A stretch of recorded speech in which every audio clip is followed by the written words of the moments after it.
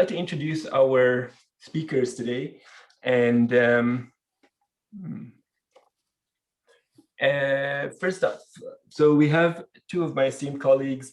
Dr. David Richards will be doing the bulk of the presentation regarding some discussion on data and interpretation of the statistics that we have over the last year. Now, Dr. Richards is originally from Wales, and he went to medical school in London. He has an honours degree in immunology and genetics. I think I actually have a screen here. And you can see his areas of expertise and how he's a reviewer for the European Journal of Clinical Investigation and a bioinformatics company. He is an author of 2 books, and this is academic work through Bonn University. And that's the other disclaimer here, is that obviously none of this, what's been mentioned here, the opinions are opinions of our own, the 3 practitioners here today, and not related to what their employers may, and it's not to be affiliated with their employers or whoever else they may be affiliated with. David does his clinical work in general practice, and in between juggling all of those projects that he has running at the same time.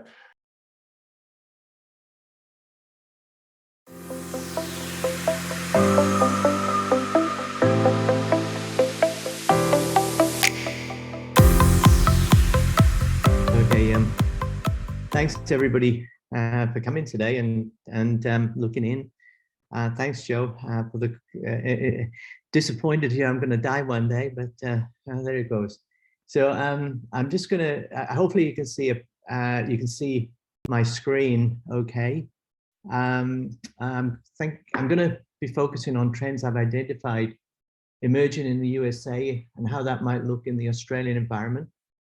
I'm going to start by talking about the available data on vaccinations, and then discuss the evidence from the data surrounding lockdown measures, considering the broader data in relation to what is already known about seasonal viral infections. Vaccinations have been rolling out around the world, and to date, the available data is limited and often contradictory. Needless to say, there's been rumor and counter rumor, so that the only way we will be able to draw any meaningful conclusions is through careful interrogation of the data. Both Pfizer and AstraZeneca have announced they will delay the release of their phase 4 trial data for 2 years, so that the only substantial peer-reviewed studies I am aware of using real-world data is the Scottish study and the Israeli field study, the latter of which I will be discussing. Pronouncements we are receiving are either based on political interest or else modeling, which has proven to be hugely unreliable. This is in sharp contrast to the 77,000 studies published last year on COVID.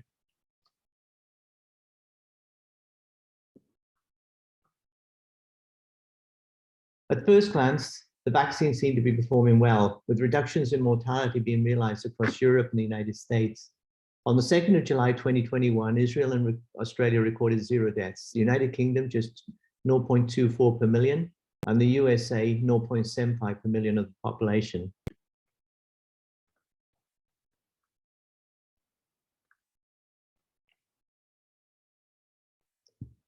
The vexed question of which vaccine is best is a simple one in terms of efficacy, because all the vaccines seem to be performing similarly. Apparent differences in efficacy are explained by the way efficacy has actually been calculated in the phase 3 trials. Because the trials aren't head-to-head, the variances are more to do with statistical methods and clinical effectiveness.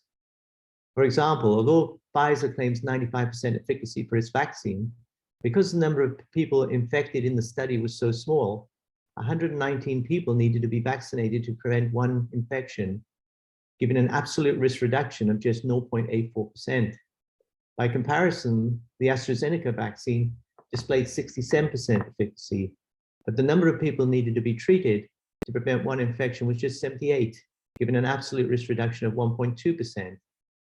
So the first thing we can say about the vaccine trials is that the numbers being quoted are a little rubbery, and one needs to place headline numbers in context in respect of how they were derived.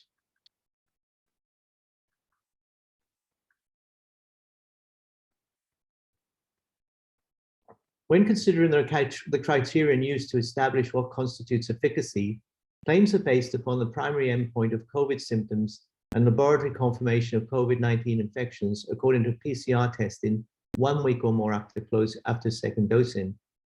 PCR is cheap and easily measured, but it's not clear how comprehensively it depicts immunoprotection in the recipient. Perhaps T-cell responses are more representative of immunoresponsiveness, and in the animal and phase 1 trials, these seem to be robust. Notably, however, neither trial provides any information of the effect of their vaccine on viral transmission. The AstraZeneca study found no evidence of reduced viral shedding from the respiratory airway, whereas this was not studied in the Pfizer trial. Neither trial demonstrated a mortality benefit or verifiable protection against hospitalization.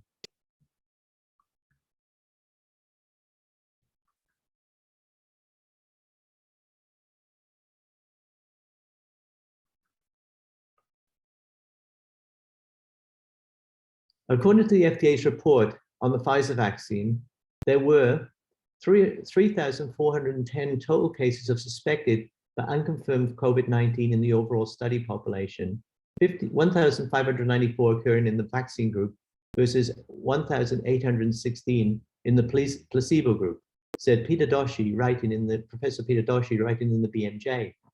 He states, with 20 times more suspected than confirmed cases, this category of disease cannot be ignored simply because there was no positive PCR result.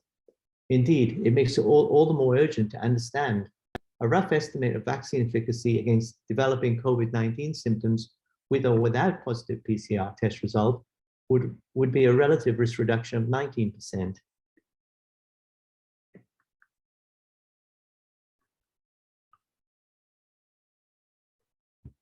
Efficacy findings from the Israeli field trial reported in February was similar to the findings in the phase 3 Pfizer trial.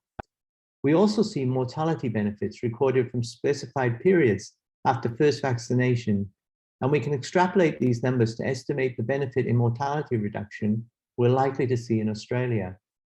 Olyaro Torali and Valiant in Lancet Microbe estimated the absolute risk reduction from the Israeli field study to be 0.45%, approximately half of that in the Pfizer phase 3 trial.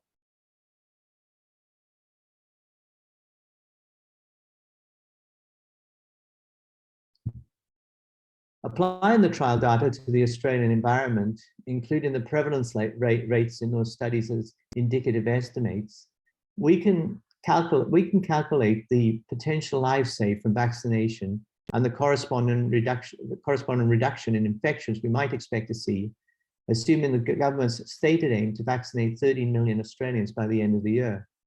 Vaccination is likely to prevent between 60,000 and 110,000 COVID infections and save around 3,000 lives based solely upon the data from the trials. As a comparison, the numbers in red represent likely estimates of the range of COVID cases we might reasonably expect to see in Australia, in the Australian environment, based upon my analysis of overseas experience using the SBS linear regression modeling function. I believe the government's modeling suggests around 4,000 to 5,000 deaths might be avoided by vaccination. But all this depends, of course, on the assumptions being made. So on the face of it, the prospects for success in achieving herd immunity through vaccination prior to global re-engagement, thereby mitigating sickness and disease, seems favorable from the trial data. But how do the numbers stack up in the real world?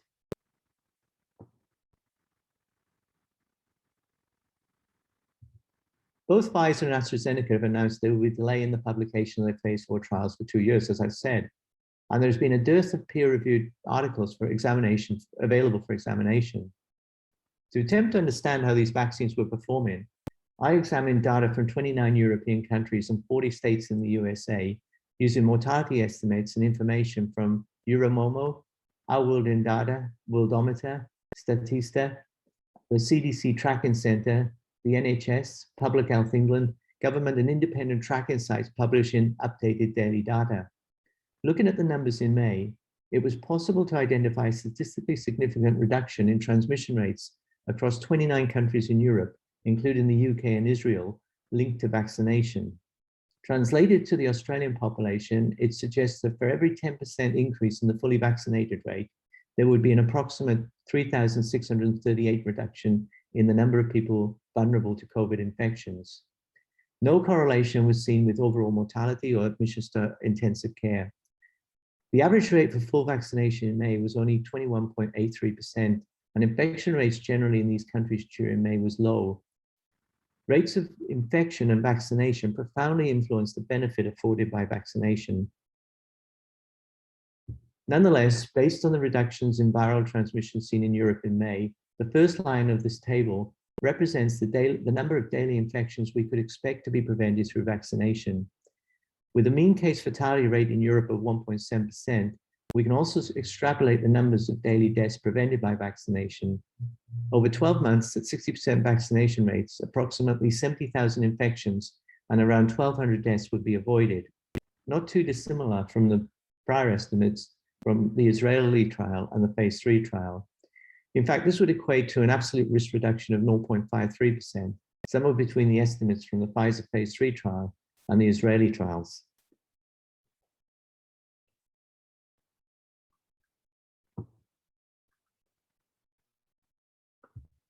Additionally, in the American data from early June, there was a trend towards reduced mortality with increasing rates of vaccination, though this didn't quite reach statistical significance.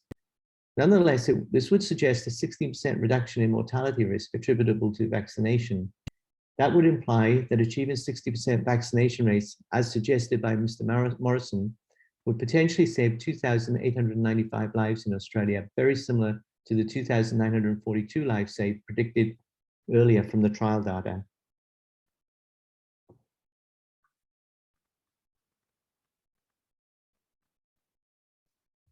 So far, so good for vaccination in delivering a path out of lockdown. However, the end of May seems to be in the high watermark, and since then, some conflicting trends have started to emerge, tending to tell a slightly different story. When I visited the European data in June and July, the correlation between vaccination and reduced viral transmission seen in May seems to have disappeared. Across Europe, despite increasing vaccination rates, infection rates started increasing sharply. On the 2nd of July, Israel recorded 28.6 COVID cases per million, the United Kingdom 327.74 cases per million, and the USA 40.97 cases per million.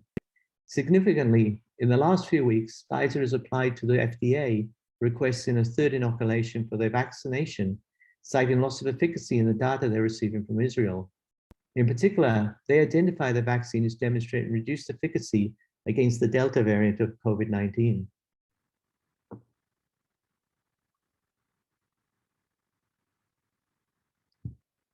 In fact, in June across Europe, vaccination rates were tending to correlate with the transmission and spread of the Delta COVID variant, although this didn't quite reach statistical significance. Although several papers have been published suggesting both Pfizer and AstraZeneca vaccines displayed good efficacy against the Delta variant, these studies have only looked at results over a limited number of weeks.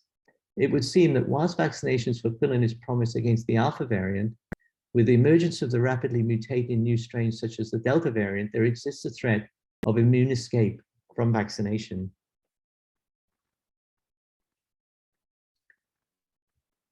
By the 14th of June across the globe, the spread of the Delta variant was increasing astonishingly rapidly.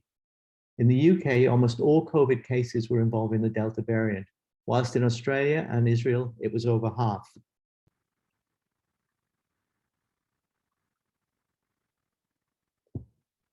Although COVID case numbers had fallen in May, attributable in part to vaccination, by early July, the trend was reversing, with the reproduction rate of the virus increasing rapidly due to spread of the Delta variant. In the UK, the USA, and Israel, new viral transmission was increasing at a faster rate than at any time since the start of the pandemic. Yet mortality rates were not increasing, either in Europe or in the USA. Could it be that the vaccination was indeed demonstrating efficacy by preventing people becoming sick or dying, even if they caught the virus?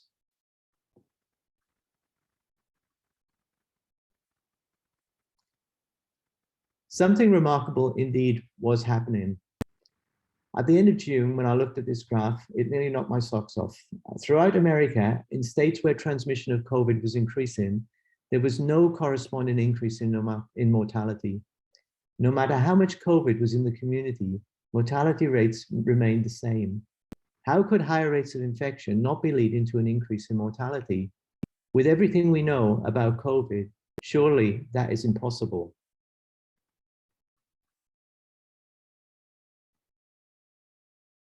Astonishingly, states with increasing rates of viral transmission were witnessing a dramatic fall in the case fatality rate. In fact, for every 124 cases per million of the population infected, there was a staggering 1% reduction in the case fatality rate. Yet this did not correlate with vaccination rates. The phenomenon is real, and it has everything to do with Darwinian evolution, a parsimonious response to a disease that has wreaked havoc on economies and health around the globe.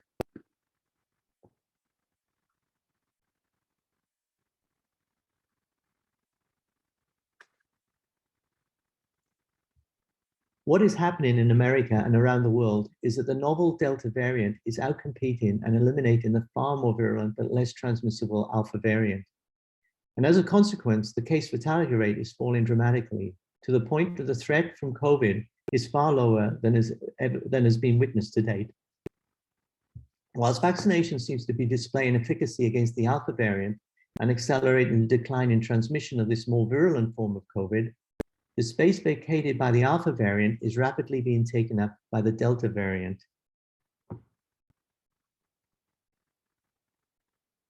In this American data set, the case fatality rate for the Delta variant is essentially half that of the Alpha variant. According to Professor John Ioannidis from Stanford University, globally, the infection fatality rate for COVID is about 1/11 the case fatality rate, which means that the estimated infection fatality rate for the Delta variant is around 0.15% based upon these findings. What's more, the transmission rate for the Delta variant is twice that of the Alpha variant, leading to its rapid displacement, possibly enhanced by vaccination.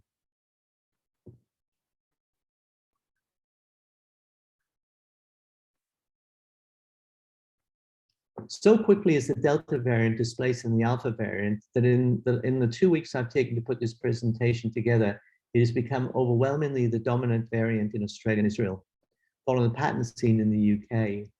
Less than a month ago, the Delta variant represented about 60% of all cases in Australia, and already that number is approaching 100%.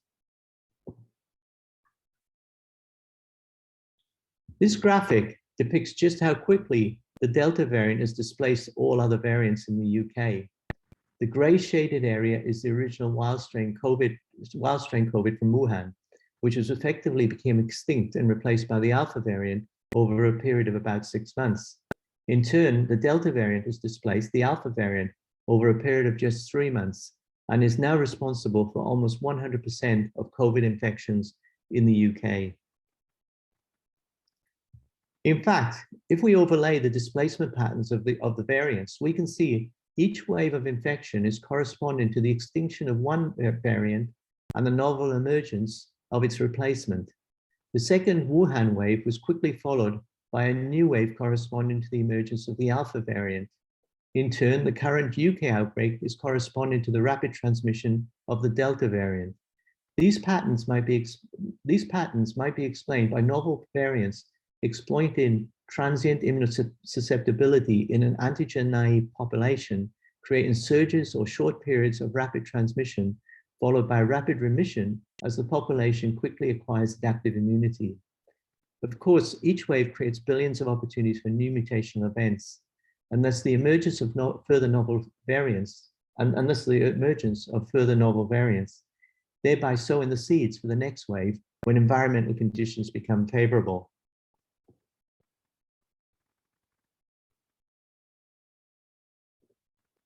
We can see that with each wave of infection, mortality is substantially reduced as less virulent, more transmissible variants acquire selective advantage and come to predominate.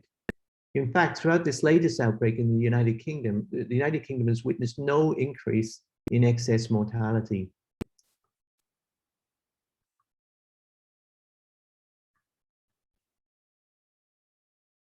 This is supported by Public Health England in their published findings from their June bulletin. There seems to be general concordance in that they also assess the case fatality rate for the Delta variant to be markedly lower, between 0.1 to 0.3%.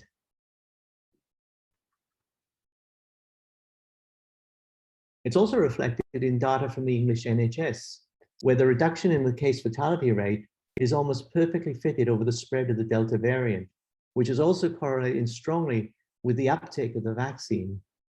Many observers have claimed that although vaccination doesn't prevent someone catching infection, it has broken the link between infection, severe disease, and death.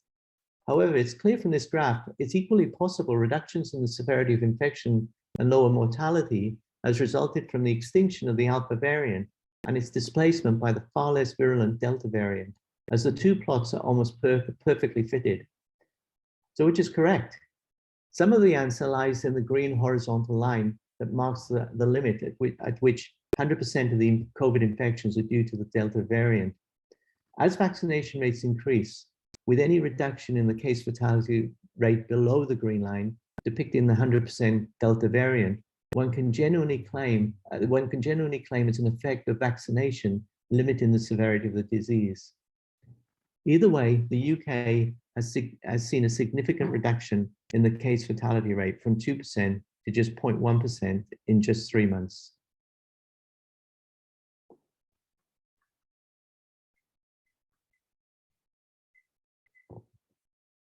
Technical Briefing 19 from Public Health England provides the most comprehensive and valuable data to date, allowing us to compare cases and mortality in vaccinated and unvaccinated individuals from February through to last week. From this, it's possible to understand how much protection we can expect from vaccination against the novel Delta variant. It suggests vaccination rate still demonstrates about 58.2% efficacy against the Delta variant. It also suggests the absolute risk reduction is 0.262%, lower than the trial data, which predominantly relates to the Alpha variant and the original wild strain virus. This would imply we would need to vaccinate 382 people to prevent one infection. Of particular interest is the effect of vaccination on the case fatality rate in the unvaccinated and vaccinated groups, comparing effects in people under and over 50 years of age. In people under the age of 50, it suggests vaccination will prevent 3 deaths for every 100,000 of the population infected with the Delta variant.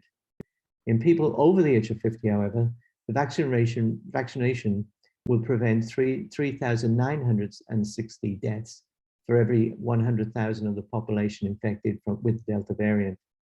This suggests unequivocally that the reduction in mortality witnessed in the UK in the latest Delta wave is a product of the diminished virulence of the Delta variant combined with immune protection afforded by vaccination in individuals over the age of 50.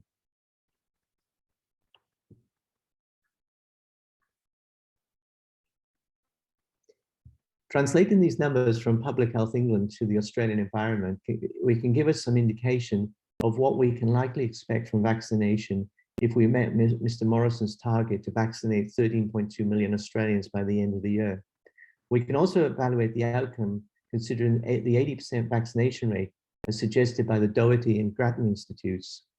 Whilst there is a clear benefit in reducing case numbers, the mortality benefits for individuals under the age of 50 are far less clear.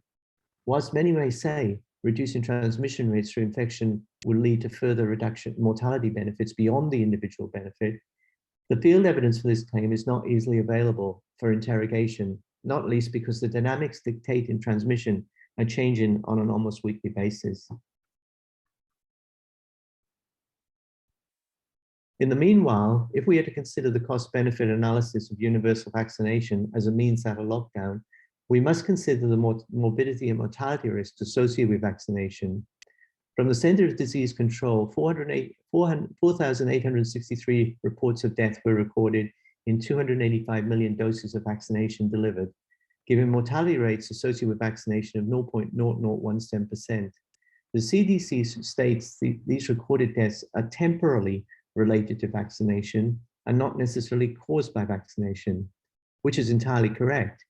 But isn't that exactly the same yardstick we use for COVID-related deaths? In order to gain some meaningful measurement, without the availability of phase 4 trial data or peer-reviewed publications for analysis, we must surely compare like for like.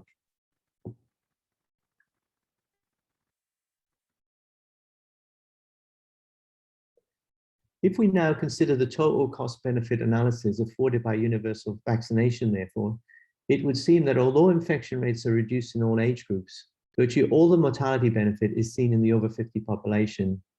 These numbers demonstrate the additional number of people across the population as a whole who would have likely obtain a mortality benefit if vaccinated from COVID by age group from the Public Health England data. By comparison, if we accept the mortality rates disclosed from the CDC, then it would appear vaccination provides little individual mortality under 50 years of age. Furthermore, the average age of death from COVID-19 in Australia is 85, whilst according to the CDC, the median age for vaccination is just 42. If the mortality rates from the EMA, that's the European Medical Agency, and the CDC of America are correct, it poses a considerable ethical challenge to the concept of universal vaccination.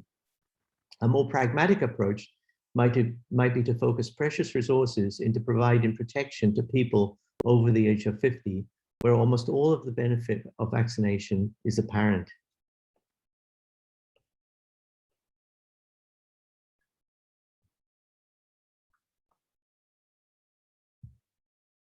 For any medical intervention, we must consider the cost of our interventions weighed up against the benefits. Without further data available for consideration, any rational analysis from what is available in the European and American data must raise questions about the Prime Minister's plan to take us out of COVID lockdown and the high rates of vaccination demanded by the Grattan and the Doherty Institutes. It should be entirely obvious by now with the trial data, the field studies, and data emerging from the UK and Israel that this is probably unachievable, if not impossible, and the plan is already in trouble. A more pragmatic approach will be to target immunization to the over 50s, vulnerable individuals, and those who want it on a voluntary basis. Parsimonious evolutionary events are threatening to make the entire concept of universal vaccination redundant anyway. Viral transmission in younger age groups carries little more risk than vaccination if we accept the UK and the CDC data. It is likely that new variants, even with even lower virulence and greater transmissibility, will emerge, leading to robust population immunity through natural processes in the under 50s, whilst targeting universal vaccination in the over 50s groups would meet the requirement to end lockdown in just a few months. While vaccination affords substantial benefit, a much quicker path to normality seems possible if we consider more holistic solutions.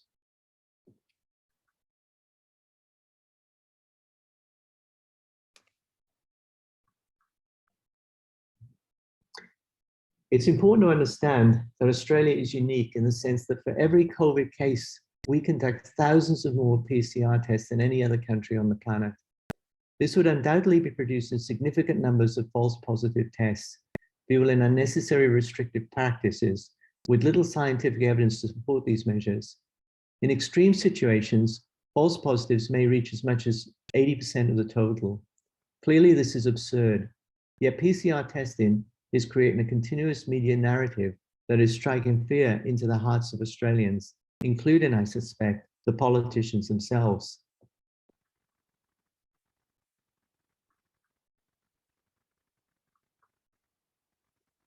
Scrutiny of the data surrounding the lockdown in Victoria last year demonstrates that PCR testing started to rise briskly on the 13th of June, more than doubling just before the number of cases recorded started to increase on the 26th of June, 2020. In New South Wales, daily test numbers started to rise dramatically this year on the 27th of May, and increasing by almost 5 times, and followed by an unsurprising rise in recorded COVID cases, starting on the 20th of June. In Australia, our case numbers, infection rates, and lockdown measures are being driven substantially by the number of PCR tests we perform. The outbreaks and the clusters are almost always preceded by a surge in daily PCR testing, and our testing protocols are hot-wired to detect COVID cases, whether they exist or not. On our current trajectory, it becomes almost inevitable that we will face increasingly savage control measures, with health workers intensifying their searches in a desperate pursuit of an ever-diminishing threat, whilst the gap between belief and reality continues to widen. The blue line in this graph depicts historical COVID case numbers identified by Sydney case tracing through increasing numbers of PCR testing, with cases apparently tripling in July. The green line depicts what our case numbers would have looked like if we had performed a consistent number of tests, proportional to the UK, for example. In such circumstances, what appears to be a cluster or an outbreak is quite likely artifactual.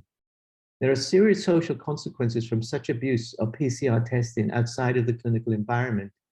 New South Wales has performed 7,687,202 tests, delivering 6,429 positive results, indicating an overall prevalence of just 0.08%.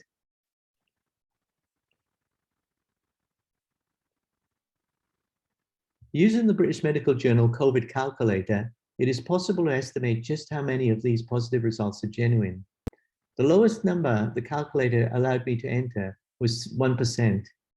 With indicative rates of 70% for sensitivity and 95% for specificity, it suggests that the true likelihood of COVID infection in New South Wales, given a positive PCR result, is just 16%. Remember, I had to multiply the true prevalence by 12. It's reasonable to believe as much as 8 out of 10 positive COVID tests being currently recorded in New South Wales may be false positives. Yet our economic and political decisions are being predicated on these absurd set of nonsense numbers. Quoting Sergio Santos from the Centre of Evidence-Based Medicine in Oxford, he says, "This means that PCR positives might or might not lead to concluding that a subject testing positive by PCR is infectious. Why? Because PCR positives lack predictive power in terms of telling whether people will die in the future. Ultimately, this means PCR positives cannot be used to tell if the pandemic is advancing."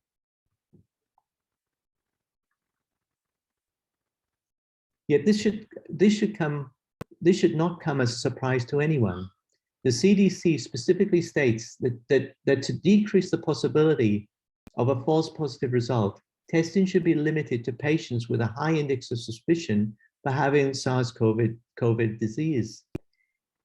Indeed, New South Wales Health Pathology, in their own publication from March 2021, states, in low disease incidence situations such as this, a specificity of 98%, even though it may seem high, becomes problematic, as 67.6% of all positive results are actually false positives.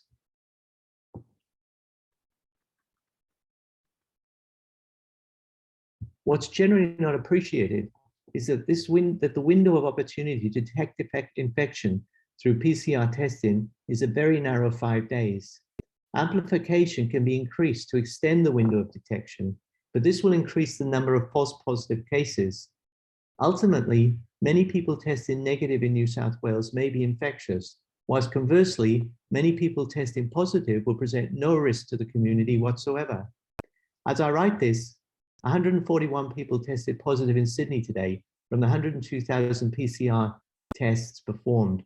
And according to New South Wales Health Pathology, 47 will be carrying the virus.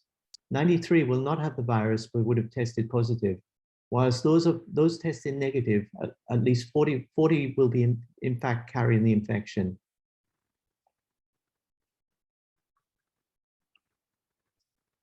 Indeed, there seems to be little connection between the rates of infection and the political decisions being made around COVID.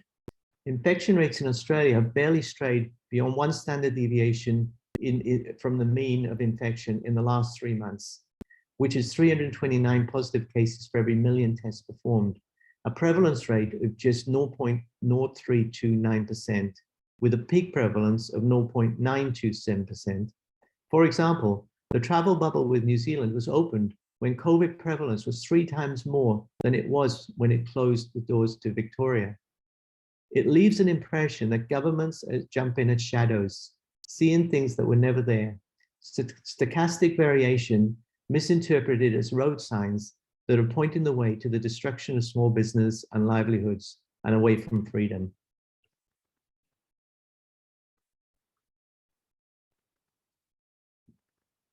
What is clear, transmission rates are not abating with higher rates of vaccination in either England or Wales, which probably explains Health Secretary Brendan Murphy's response to the recent parliamentary inquiry when he said, "I am not sure you can say that our lockdowns are necessarily related to the vaccination rate.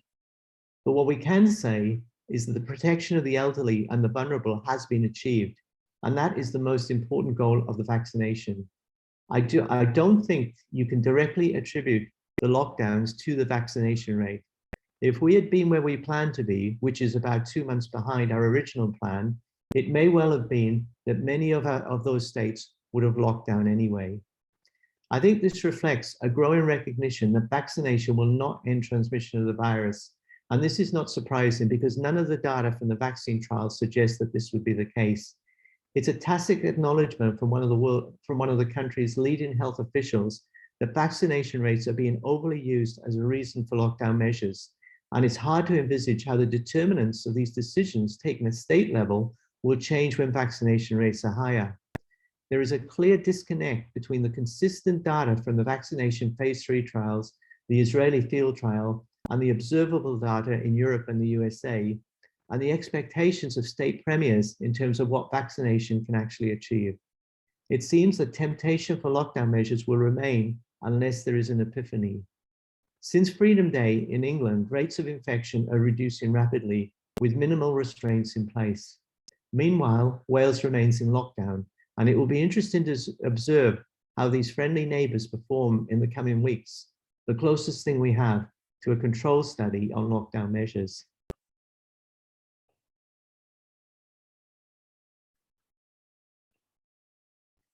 In fact, at the time of the Victorian lockdown last year, the number of COVID cases and deaths seen in each state was almost entirely predicted by the population density of the state and the number of tests performed. Despite all the border restrictions and justifications for lockdown, the distribution of 99.6% of the infections and deaths were attributable to just these two factors. At first glance, it appears that the number of deaths was proportionally centered around Victoria, which led to recrimination and blame. People lost their jobs. Many businesses were driven into insolvency, whilst the Victorian people were subjected to draconian measures never previously experienced in our lifetimes. Yet the number of deaths were probably unrelated to individual human behavior. Once we correct for the population density of each state and the number of tests performed, the number of infections recorded in Victoria seems comparable with other states. In fact, only New South Wales performs better. So although Victoria shouldered the majority of deaths during the epidemic, the case numbers were almost entirely determined by the population density of the state and over-vigorous testing. They were almost certainly unrelated to either individual failure or systemic failure of quarantine measures. Nonetheless, that impression has given birth to fear and a blame-orientated mindset, which has continued to drive the actions and behaviors of our politicians and health bureaucrats in the current crisis.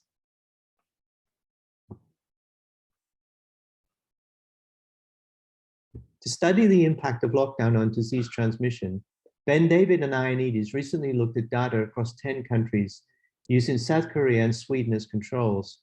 On the right is a graph of virus transmission over time, and in the center is a forest plot showing the average daily growth rates of the COVID virus.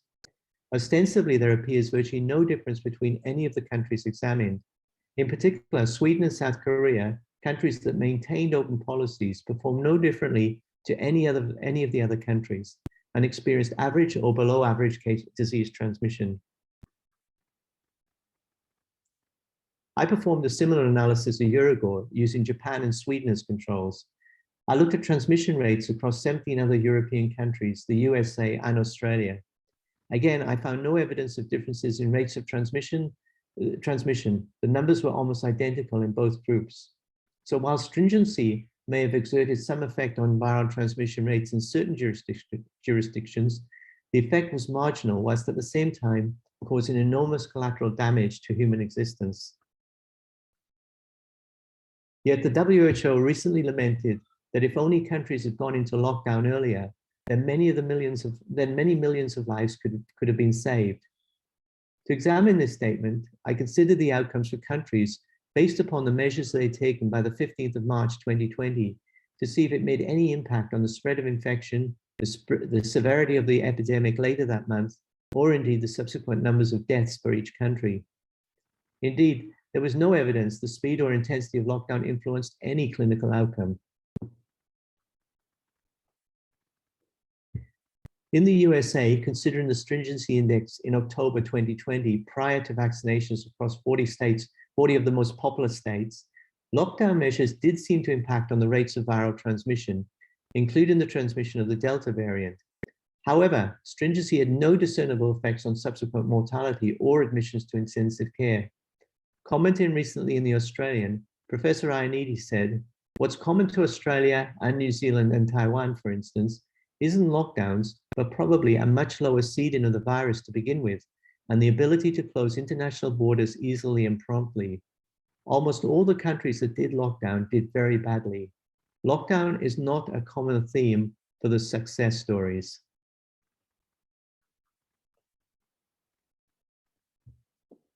Edgar Hope Simpson was a British epidemiologist and general practitioner who died in 2003. He was the person who first recognized that shingles occurred through the reactivation of the chickenpox virus in nerve endings. He studied seasonal influenza for over 25 years and wondered what happened to seasonal viruses during the summer months when transmission seemed to all but vanish.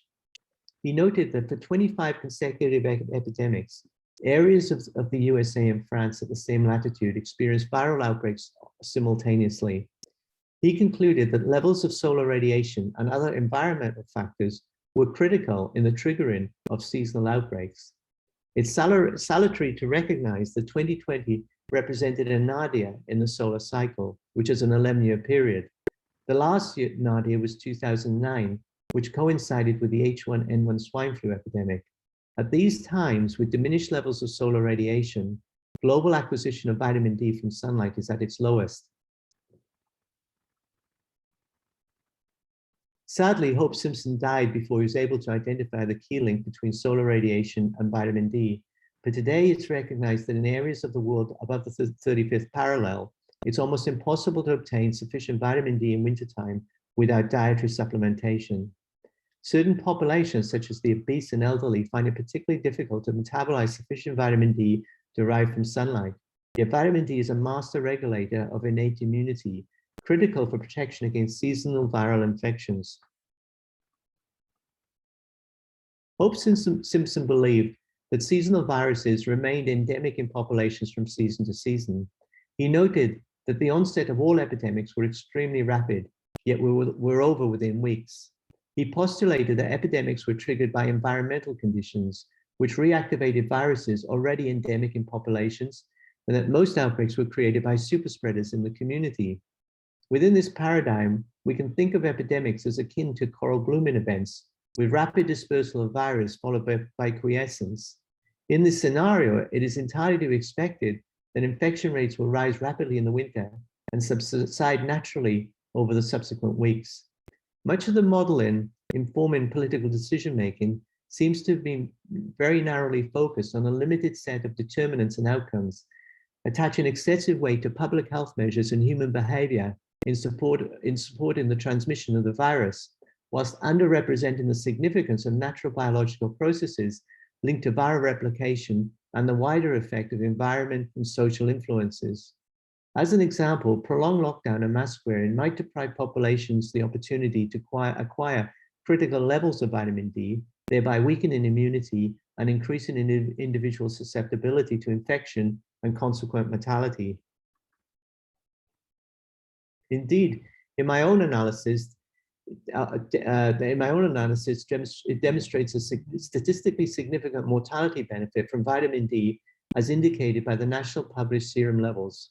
According to the accumulated mortality data from 18 European countries, the USA, Japan, and Australia, increasing vitamin D levels by an average of 40 nanograms per mil, say from 30 to 70 nanograms per mil, will prevent a staggering 40,175 potential deaths if translated to the Australian population.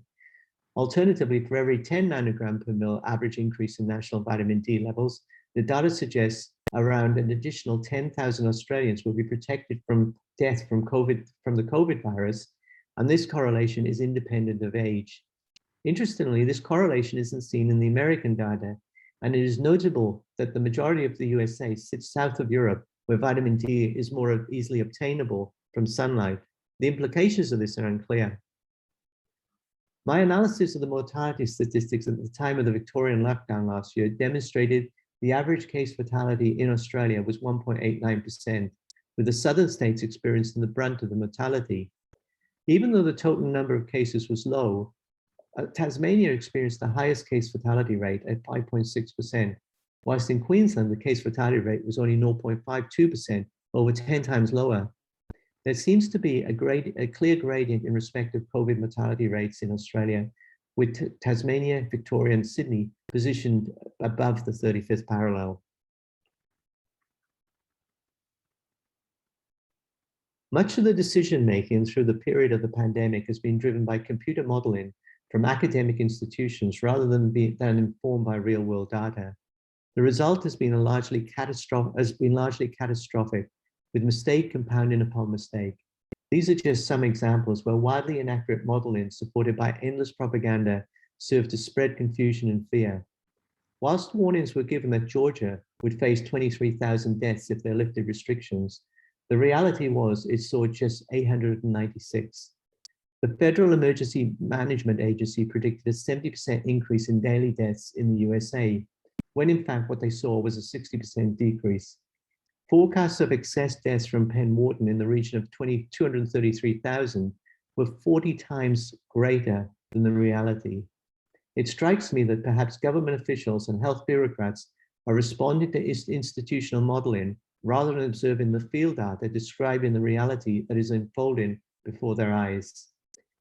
Failure in epidemic forecasting is an old problem. In fact, it is surprising that epidemic forecasting has retained much credibility amongst decision makers, given its dubious track record. Predictions for bovine spongiform encephalopathy by Neil Ferguson in 2002 expected up to 150,000 deaths in the UK. As a result, 10 million animals were slaughtered, yet the eventual fatality was closer to 50. Yesterday's modeling by the Grattan Institute was predicated upon viral reproduction rates of 4, 5, and 6. And yet at no time during the pandemic have reproduction rates risen above 3.5 and currently are below 1.5 in Israel, the United States, and the UK. The viral reproduction rate in Australia is 1.36. Yet the impact of these model predictions on public policy and the ramifications on the lives of Australian citizens can be devastating. The Centre of Evidence-Based Medicine at Oxford analysed the excess mortality in 2020 across 32 countries, including those on the left. They found that the average excess mortality was just 4.4%. Our Australian experience, shown on the bottom right, has been somewhat similar. And for the first 6 months of 2020, the official excess mortality for Australia, according to the ABS, was 4%. From Euromomo, recording mortality rates 8 weeks either side of the peak of the epidemic, the total mortality across 28 participating countries was almost identical in 2020 to the mortality in 2018, and marginally below the mean for the last 5 years. Last winter, Europe experienced a significant increase in mortality, with data from the UK estimating 20% of the deaths were from coronavirus.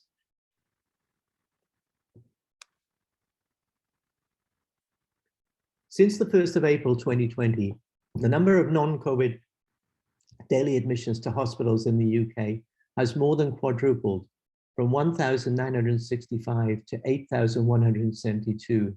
That's more than twice the maximum recorded number of COVID admissions now happening on a daily basis in the UK. It's difficult to get a complete breakdown of these admissions or indeed understand what's driving this, whether it's a consequence of lockdown measures or hypervigilance in a population constantly instructed to consider themselves as vulnerable individuals. State and federal bureaucracies have taken almost complete control of healthcare in Australia during the pandemic. The supply of critical information and open academic discussion has been extinguished in the process, replaced by public policy announcements. As a result, the opportunity for proper acquisition of clinical knowledge surrounding the management of coronavirus has been missed entirely during this critical period. Many other clinical problems have been left neglected, and Australia's isolation has left us immunocompromised with respect of our re-engagement with the rest of the planet. The longer we defer our steps towards re-engagement, the greater the risk for calamity.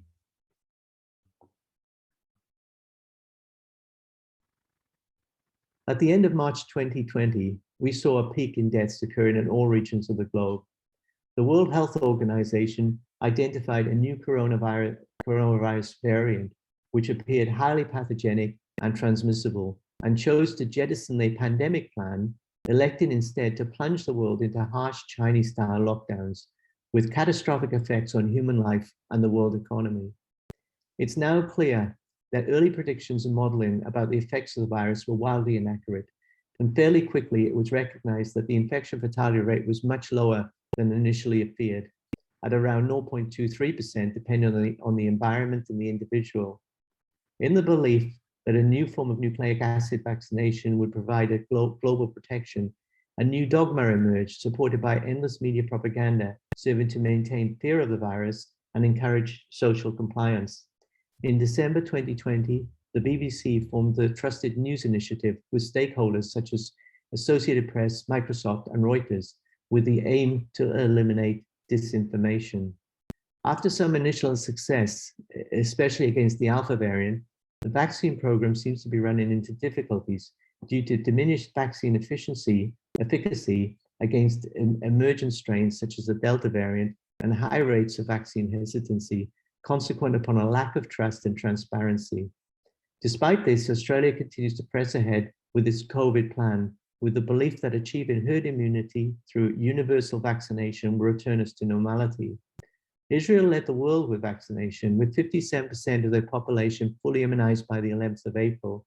Today, 3 months later, they've just passed 60%. While strong evidence supports the benefit of vaccination in people aged above 50, evidence for benefit in younger groups is not compelling. Targeting vaccination towards comprehensive coverage in over 50s and vulnerable individuals, who represent approximately 1/3 of the population, would seem far more achievable and could deliver similar outcomes in much shorter time frames. These vaccines are registered for emergency use, and this should remain our operating principle. At this stage, the future for all Australians is precarious, and unless there is an epiphany, we are facing potentially prolonged and unprecedented economic and health disaster.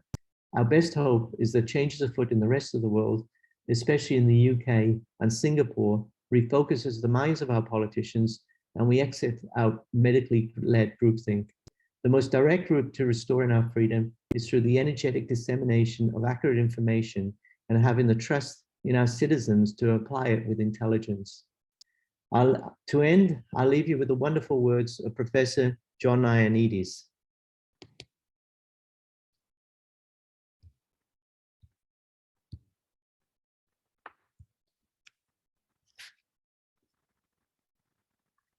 Sorry about this, just on a little problem here.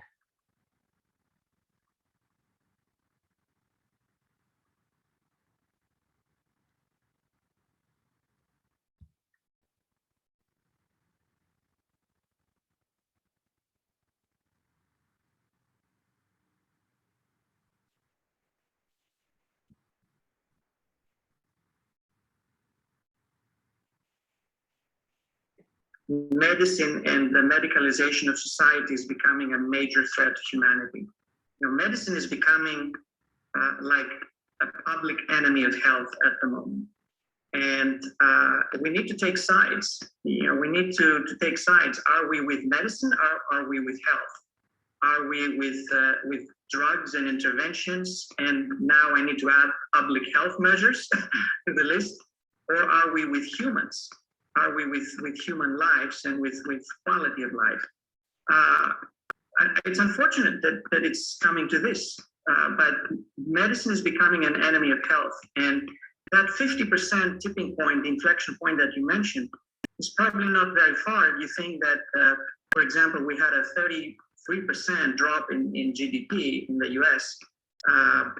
You add the 20% of GDP that goes to medicine, here's your 50% right now in some sort of calculation. I don't think that we can sustain that. I think that we need to think of priorities. We need to think of what we are achieving with all these measures. We have lots of extremely effective medical interventions, and this is wonderful. Chapeau bas, medicine is saving lots of lives. We have lots of ineffective interventions. And when it comes to COVID-19 and the public health response, I am afraid that many of the ineffective interventions are not just applied to one patient at a time, which is still detrimental, but they're applied to the whole world at large. So we're not talking about a single patient being mismanaged. We're talking about 7.7 billion people being mismanaged and suffering. I'm really worried, and I don't know if we will be able to survive that crisis. I hope we do. I think that I trust in science. I trust in the ability to correct our errors. I hope I will correct my own errors as a start. But it is a major threat. It is clearly a major threat. Thank you. Thank you for listening.